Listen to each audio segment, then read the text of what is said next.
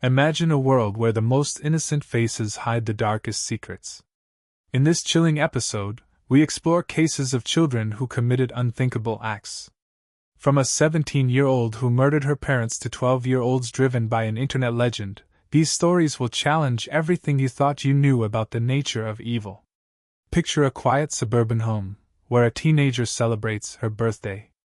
The cake is cut, presents are opened, and laughter fills the air. But within hours, that same house becomes a crime scene. Blood-stained walls tell a tale of violence that no one saw coming. Now, shift your focus to a small town in Wisconsin. Two young girls, best friends since childhood, whisper secrets and giggle during sleepovers. Yet their shared fantasies take a horrifying turn, leading to a brutal attack that leaves their community in shock.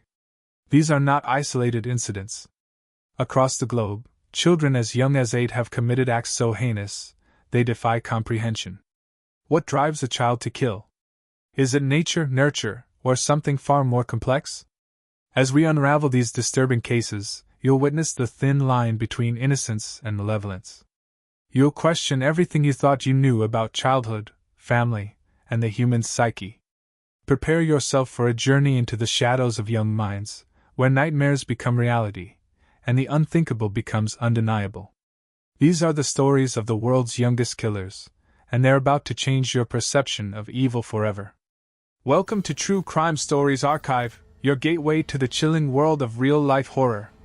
Today, we're exploring cases that shook communities and left experts baffled, crimes committed by children. Before we continue, take a moment to subscribe and join our community of truth seekers. Ashley Martinson case. It was the day after her 17th birthday when Ashley committed a crime that defies belief. Picture a quiet Wisconsin home, where the echoes of celebration still lingered in the air. Ashley Martinson had just blown out the candles on her cake. Her family gathered around, smiling faces masking the turmoil that brewed beneath the surface. Little did anyone know that within hours this house would become a crime scene, forever altering the course of Ashley's life. Ashley's childhood was far from idyllic. Her family history was marred by a dark undercurrent of abuse, a cycle that seemed impossible to break. Her stepfather, Thomas Ayers, cast a long shadow over the household. His criminal record spoke volumes. Convictions for kidnapping, sexual assault, and domestic abuse painted a chilling picture of the man who should have been a protector. Despite legal restrictions barring him from owning firearms, Ayers kept an arsenal of loaded guns within easy reach. The constant threat of violence hung in the air, as tangible as the scent of gunpowder. Ashley, caught in this web of fear and aggression, found herself trapped in a nightmare she couldn't escape. On that fateful night, the tension in the Martinson home reached a breaking point. Ashley's parents had discovered her secret relationship with a 22-year-old man named Ryan Sisko. Words were exchanged, tempers flared, and threats of legal action against Sisko filled the air. The atmosphere was electric with unspoken rage and fear. In a moment of desperation, Ashley took to social media, her fingers flying across the keyboard as she poured out her anguish. "He's going to kill her if she doesn't leave soon. I want to kill him so bad, take one of his guns and blow his brains out." These words, typed in haste and anger, would soon become a chilling prophecy. The next day, Ashley witnessed a scene that would push her over the edge. Her stepfather, in a fit of rage, began beating her mother. The years of pent-up fear, anger, and helplessness exploded in a single, devastating moment. Ashley grabbed a shotgun and, with trembling hands, pulled the trigger. Thomas Ayers fell. His reign of terror ended in an instant. But the nightmare wasn't over. When Ashley's mother came to investigate the gunshots, Ashley, caught in a maelstrom of panic and adrenaline, turned the weapon on her too. In a matter of minutes, both her parents lay dead, and Ashley's world had shattered irreparably. In the aftermath of the killings, Ashley's actions took an even more disturbing turn. She locked her younger siblings in a closet, leaving them with food, as if trying to shield them from the horror she had unleashed. One of her siblings, upon discovering Thomas's body, confronted Ashley. Her denial crumbled in the face of the gruesome reality she had created. The investigation that followed was swift and damning. Ashley's confession came quickly, her words tumbling out in a torrent of remorse and shock. "I don't know what you mean," she stammered when questioned about the stabbing. "I don't know, I just started stabbing and fighting with my life. I was so scared." As the legal proceedings unfolded, the complexities of Ashley's case came to light. Her defense team argued passionately about the years of abuse she had endured, painting a picture of a young girl pushed to the brink by circumstances beyond her control. The prosecution, however, focused on the brutal nature of the crimes, arguing that regardless of her past, Ashley had crossed an unforgivable line. In the end, the court's decision was a somber one. Ashley Martinson, the girl who had just celebrated her 17th birthday, was sentenced to 23 years in prison. The judge, weighing the horrific nature of the crime against Ashley's troubled background, struck a balance that satisfied either side completely.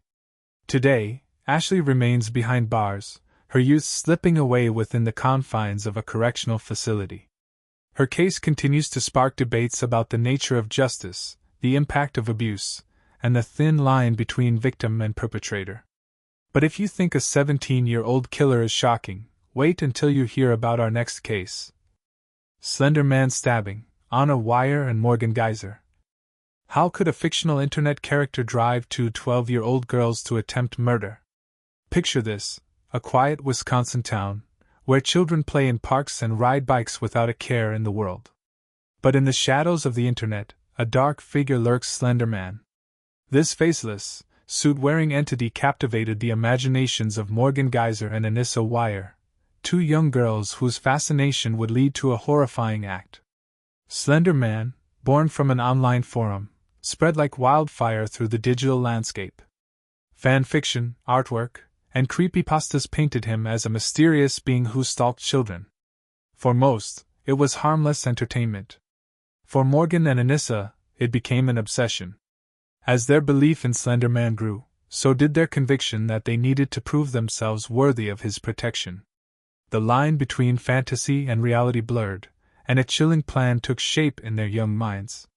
On May 31, 2014, after a birthday sleepover, Morgan and Anissa lured their friend Peyton Lutner into the woods. What began as a game of hide-and-seek turned into a nightmare. Morgan, with Anissa's encouragement, stabbed Peyton 19 times. The girls left their friend for dead, believing their act would appease Slender Man and protect their families. Miraculously, Peyton survived. She crawled to a nearby road, where a cyclist found her and called for help. As Peyton fought for her life in the hospital, the search for her attackers began. Hours later, a startling discovery: two young girls walking along Interstate 94, miles from the crime scene. In their possession, a kitchen knife, the weapon used in the attack. Morgan and Anissa were taken into custody, their fantastical motive leaving investigators stunned. The legal proceedings that followed were as complex as they were unprecedented. Both girls, despite their age, faced adult charges. The courtroom became a battleground of mental health evaluations, debates on culpability, and questions about the influence of internet folklore on impressionable minds. In the end, both Morgan and Anissa were found not guilty by reason of mental disease or defect. They were sentenced to lengthy commitments in mental health facilities. Years passed, and their paths diverged. Anissa Wire, now 19, was granted conditional release in 2021, her future uncertain but free. Morgan Geyser, however, remained in treatment, her case continuing to evolve. As of 2025, Morgan's story took another turn. After years of therapy and medication, she petitioned for release. Experts testified to her progress, painting a picture of a young woman who had confronted her demons and was ready to rejoin society. The judge, weighing the brutal nature of her crime against her rehabilitation, made a decision that would once again thrust the case into the spotlight. The Slender Man stabbing case forces us to confront uncomfortable truths about the power of online influence, the fragility of young minds, and the thin line between fantasy and deadly reality. It leaves us with haunting questions. How do we protect our children in the digital age? And can justice and rehabilitation coexist in cases of such young offenders? While the Slender Man case shocked the world, our next story takes us to an even darker place. Kristen Pitman case. At just 12 years old, Kristen committed a crime that would haunt her family for generations. Picture a quiet November evening in Chester, South Carolina, 2001. The Pitman household seemed ordinary from the outside, a young girl living with her grandparents, seeking stability after a tumultuous childhood. But beneath the surface, a storm was brewing in Kristen Avery Pitman's mind. Kristen's life had been far from easy. At an age when most children worry about homework and playdates, she had already run away from home twice, grappled with suicidal thoughts, and even had a run-in with law enforcement. Her troubled past led her to a facility for children with challenging backgrounds, where she spent 6 days and received a prescription for Paxil to treat what doctors called mild depression. But fate had other plans. Uprooted from her home in sunny Oxford, Florida, Kristen found herself living with her grandparents in Chester. It was meant to be a fresh start, a chance for stability. Her mother had abandoned her twice, and her father, she claimed, was abusive. Her grandparents' home should have been a safe haven. Here's where the story takes a medical twist that would change everything. Kristen's doctor in Chester didn't have Paxil samples on hand.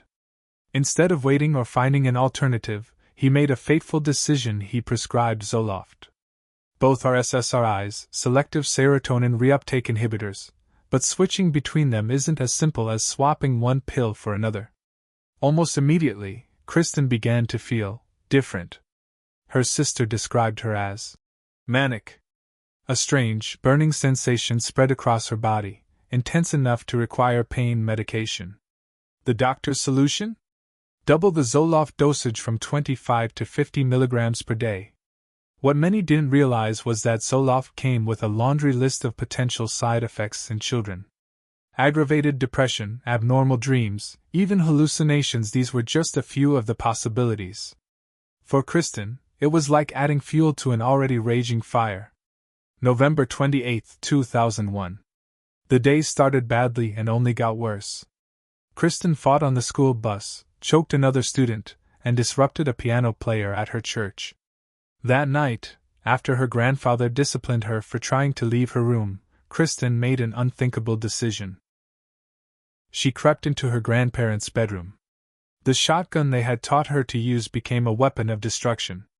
In moments, both her grandparents lay dead. But Kristen wasn't finished.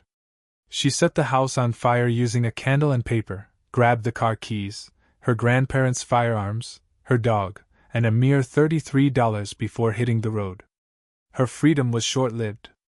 2 counties away, her getaway came to an abrupt halt when the car got stuck. Initially, Kristen spun a wild tale about being kidnapped by a large black male who had killed her grandparents and set the house ablaze. But as the investigation progressed, the truth came out. In a chilling confession, Kristen said her grandparents deserved what they got. The courtroom buzzed with complex issues when Kristen's trial began on January 31, 2005, 3 years after the shocking crime. Mental health experts debated the role of Zoloft in her actions. Was this a case of murder, or a lesser form of homicide influenced by medication side effects? As the trial progressed, the Zoloft factor took center stage. Prosecutors argued that despite her young age and the medication, Kristen was fully aware of her actions' moral weight. They pointed to her premeditated plans: setting the fire, taking the car, grabbing money before fleeing as evidence of clear thinking. On February 15, 2005, the verdict came down: guilty. Kristen Pitman, now 16, was sentenced to 30 years in prison. But the story doesn't end there. In December 2010, a twist in the tale emerged. Kristen struck a plea deal, pleading guilty to voluntary manslaughter. Her sentence was reduced to 25 years, including time already served. During her time behind bars, Kristen underwent a transformation, legally changing her name to Kristen Avery Pitman. Today, Kristen remains in prison, her youth slipping away behind concrete walls. Her case continues to raise questions about juvenile justice, the impact of psychotropic medications on developing brains, and the fine line between victim and perpetrator. As disturbing as Kristen's case is, our next story proves that sometimes the most chilling crimes can come from the most unexpected sources. Gerald Milton case. How did a 12-year-old end up at the center of a fatal drug deal gone wrong? Picture this: Omaha, Nebraska, 2015. Two men, Jamie Melleray and Charles Pfizer, thought they were about to make a routine cannabis exchange in Miller Park. Instead, they walked into a nightmare. 3 children ambushed them. Jamie took fatal bullets to his head and neck. Charles barely escaped with a shoulder wound. The mastermind behind this shocking attack? Gerald Milton, a mere 12 years old, accompanied by his 17-year-old sibling and a 15-year-old accomplice. Their plan was simple yet chilling: rob the dealers and walk away with an easy payday. But Gerald's story doesn't start here. It's a tale of a system failing a child, time and time again. Since 2015, his record reads like a revolving door of probations, curfews, and halfway homes. Even the renowned Boys Town couldn't keep him on the straight and narrow. Each time, Gerald slipped through the cracks. After the Miller Park shooting, Gerald vanished. A $25,000 reward hung over his head as authorities searched frantically. They finally caught up with him in Minneapolis, miles away from the crime scene.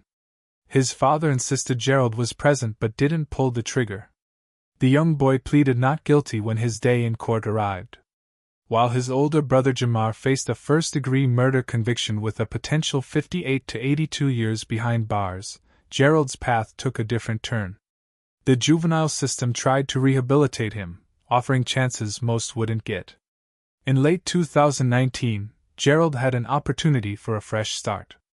He was granted leave to his mother's house in South Dakota. It seemed like a turning point. But old habits die hard. Before long, Gerald found himself back in custody.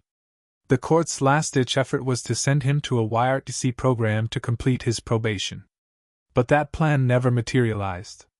Instead, Gerald Milton, the boy who should have been focusing on schoolwork and friendships, graduated to adult prison. Today, Gerald sits in a South Dakota jail cell, a stark reminder of a system that couldn't save him from himself. His case leaves us questioning: how do we prevent children from falling through these cracks? What more could have been done?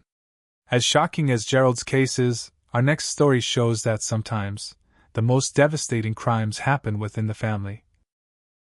Nehemiah Grio case. On a quiet night in New Mexico, a 15-year-old boy made a decision that would destroy his entire family. January 19, 2013. South Valley, New Mexico. The Grio household stood silent, unaware of the horror about to unfold within its walls. Nehemiah Grio, a teenager with a troubled mind, had been harboring dark thoughts for months. Suicidal ideations plagued him, intertwined with violent fantasies that grew more vivid with each passing day. As the clock struck midnight, Nehemiah's inner turmoil reached its breaking point. He crept into his parents' closet, retrieving a .22 caliber rifle. With trembling hands, he approached his sleeping mother. In an instant, the silence was shattered by a gunshot that would set in motion a chain of unthinkable events. The sound roused Nehemiah's younger brother, Zephaniah. Confused and frightened, the boy confronted his older sibling. Nehemiah, his voice eerily calm, told Zephaniah he had shot their mother. Disbelief turned to terror as Nehemiah revealed their mother's blood-stained face. Before Zephaniah could process the horrifying reality, Nehemiah raised the rifle once more. 2 down. But Nehemiah wasn't finished. He made his way to the bedroom shared by his younger sisters. Their cries of confusion quickly turned to screams of fear as Nehemiah entered, weapon in hand. 2 more shots rang out, silencing the girls forever. With 4 family members dead, Nehemiah waited.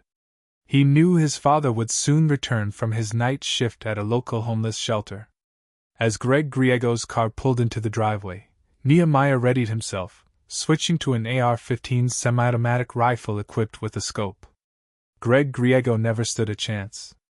Multiple shots tore through the night air, and the final member of the Griego family fell. In the aftermath of the bloodbath, Nehemiah's actions took an even more chilling turn. He sent a photograph of his dead mother to his girlfriend, a macabre trophy of his night's work. To his church leaders, he spun a tale of a tragic car accident that had claimed his family's lives. But the truth couldn't stay hidden for long. As investigators pieced together the grisly scene, Nehemiah's web of lies began to unravel. In a shocking confession, he revealed not only the details of his family's murders but also his grand plan to continue his killing spree at a local Walmart, hoping to die in a final shootout with police. The legal system grappled with how to handle such a young offender accused of such heinous crimes. Initially, Nehemiah received a juvenile sentence, offering a chance at rehabilitation.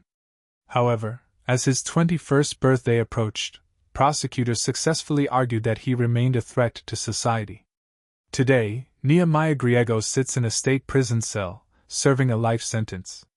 At 52, he'll have his first chance at parole, a distant future that offers little solace to those who remember the night a teenage boy annihilated his entire family. As we reflect on these chilling tales of young killers, a haunting question lingers: what drives a child to commit such unthinkable acts? We've journeyed through a gallery of horrors, from Ashley Martinson's tragic family massacre to the Slender Man stabbing that blurred the lines between fantasy and reality. We've seen Kristen Pitman's medication-fueled violence, Gerald Milton's drug deal gone wrong, and Nehemiah Grio's familial annihilation paint a grim picture of youth gone astray. Tyler Hadley's post-murder party and Eric Smith's brutal assault on a child younger than himself challenge our understanding of adolescent minds. The James Bulger case forces us to confront the capacity for evil in even the youngest offenders. These cases, spanning continents and decades, share unsettling commonalities. Many of these young killers came from troubled backgrounds, facing abuse, neglect, or mental health issues. Some, like the Slender Man stabbers, fell prey to dark online influences. Others, like Nehemiah Grio, harbored violent fantasies that tragically became reality. Yet, the differences are equally striking. While some offenders, like Eric Smith, have shown remorse and rehabilitation, others, like the Petty brothers, seem caught in a cycle of violence and recidivism. The justice system's responses vary widely, from lengthy incarcerations to attempts at rehabilitation and early releases. These cases force us to grapple with uncomfortable truths about our society and our juvenile justice system. Are we doing enough to identify and help troubled youth before they commit violent acts? How do we balance punishment with rehabilitation for such young offenders? And what do these cases tell us about the nature of evil itself? As we close this chilling chapter, we invite you to ponder these questions. What do you think drives a child to kill? How can we prevent such tragedies in the future? Share your thoughts in the comments below, and if you want to explore more true crime stories that challenge our understanding of human nature, hit that subscribe button. The dark corners of the human psyche await, and there are always more stories to uncover. As we close this chilling journey through the darkest corners of young minds, one haunting question lingers. What invisible line separates a troubled child from a potential killer? We've witnessed the unthinkable children as young as 8 committing acts that defy comprehension. We've seen families torn apart, communities shattered, and lives forever altered by the actions of those we least expect to harbor such capacity for violence. But perhaps the most unsettling realization is this: these young killers once played in sandboxes, celebrated birthdays, and dreamed of their futures just like any other child. What crucial moment tipped the scales? What whispered influence, or overlooked cry for help set them on a path to darkness? As you tuck your children in tonight, as you pass young faces on the street, remember the stories we've shared. In a world where innocence can mask unfathomable depths, how do we nurture the light in every child's heart and guard against the shadows that threaten to consume them? The answer may not be simple, but the stakes couldn't be higher. For in understanding these young killers, we might just find the key to preventing the next tragedy and preserving the innocence we all too often take for granted.